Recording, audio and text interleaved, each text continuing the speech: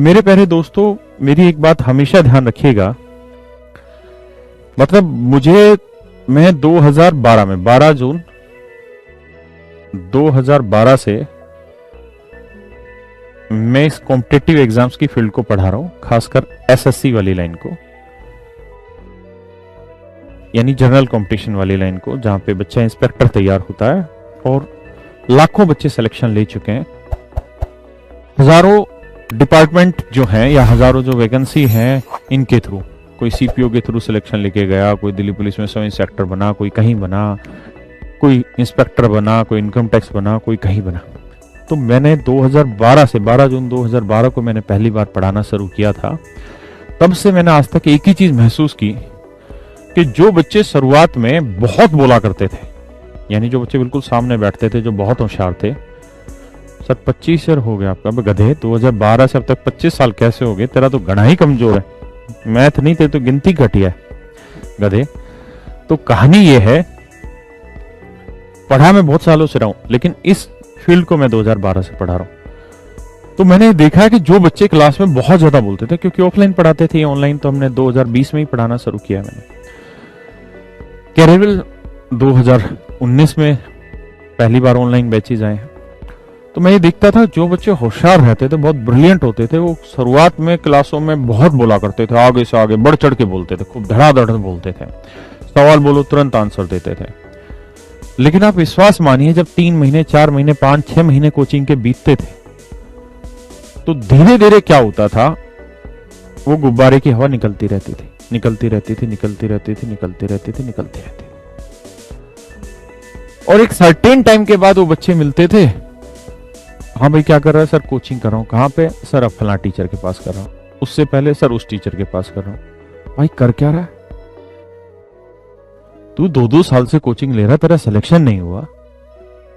अबे टीचरों में कमी नहीं, तेरे में कमी है भाई, तो इस बात को समझ। और वहीं पे मैं ऐसे बच्चों को देखता था जो शांति रहते थे, ना फालतू मतलब आंसर फेंका करते थे, ना बहुत होशियार थे, ना बहुत कमजोर थे, बस डेली का काम डेली कर लिया करते थे। मेरे प्यारे बच्चों, मैंने जीवन में ऐसा एक सिंगल बच्चा नहीं देखा जिसने डेली का काम अगर डेली किया है और उसका सिलेक्शन ना हुआ हो। आज तक एक सिंगल बच्चा ऐसा नहीं मिला। आपको बहुत ज्यादा मेहनत करने की जरूरत नहीं है, दिन रात इसमें लगाने की जरूरत नहीं है कि आप पूरी दिन रात इसमें लग जाओ और बहुत मेहनत करें, बहुत मेहनत करें, बहुत मेहनत करें। 24 घंटे में मोदी जी की तरह 26 घंटे आप काम कर ले, सॉरी मतलब 16 घंटे काम कर लें या 22 घंटे काम कर लें या 20 घंटे पढ़ लें, ऐसा बिल्कुल भी जरूरत नहीं है। आप मेरी बात पे विश्वास रखिए, ये जीवन आपको एक ही बार मिलना है ना, इसलिए इस उम्र के आनंद भी लेते चलिए। मैं आज एक व्हाट्सएप पे एक शेष शायरी पढ़ रहा था, उसमें लिखा था कि किसको क्या दिया है और किससे क्या लिया है, या किसको क्या देना है या किससे क्या लेना है, यह हिसाब आज तक कोई नहीं समझ पाया। ऊपर वाले का गणित बहुत बेहतरीन था, उसने भेजा भी खाली हाथ और बुलाया भी खाली हाथ। ये सच है मेरे प्यारे बच्चों, हम खाली हाथ ही आए थे और हमें जाना भी खाली हाथ है, और ये एक ही जीवन मिला है। इसलिए इस जीवन को इतना झंड भी मत करना कि आप 20-20, 25-25 घंटे पढ़ते चले जाएं, और वो मन की बात वाला 26 घंटे पढ़ ले, वो भी ना करना। मतलब 24 घंटे में 26 घंटे काम कर ले, वो भी काम ना करना।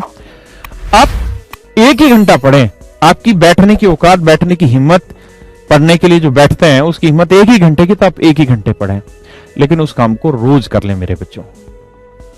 मैंने अपने जीवन में, अपने बच्चों में ये हमेशा महसूस किया है, खुद के जीवन में मैंने ये चीज महसूस की है। मेरे और भी भाई हैं बहुत सारे, मेरे चाचा ताऊ के या मेरे यार दोस्तों में, मैंने उन सब में और अपने में एक ही चीज महसूस की कि मैं चीज बहुत धीरे धीरे करता हूं, लेकिन मैं लगातार करता हूं।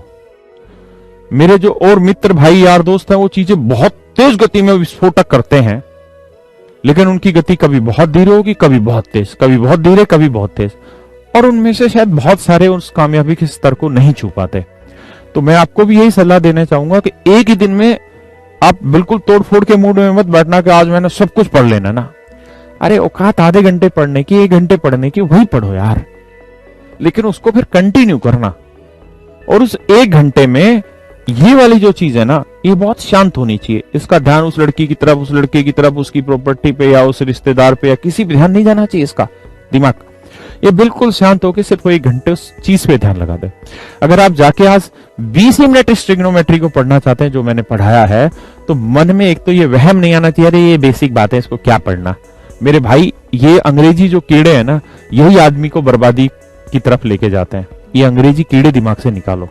हर चीज जरूरी है, हर छोटी से छोटी चीज जरूरी है, उसको उसी सिंसियरिटी से पढ़ते चले जाइए। अपने अंदर धीरे धीरे स्टूडेंटशिप लेके आइए, छात्र प्रवृत्ति लेके आइए। कारण क्या है कि जैसे ही हम स्कूल से कॉलेज में गए, हमारे अंदर से वो छात्र प्रवृत्ति खत्म हो गई। आपने अंदर वो छात्र प्रवृत्ति लेके आइए, दोबारा से सीखने की ललक पैदा करिए अपने अंदर, है ना। और कंटिन्यूअस एफर्ट करते रहिए, थोड़ा पढ़िए लेकिन कंटिन्यू पढ़िए। अपने जीवन को भी पूरी तरीके से अस्त व्यस्त निरस्त मत कर दीजिएगा। आप यूपीएससी की तैयारी नहीं कर रहे हैं, आप एसएससी की तैयारी कर रहे हैं।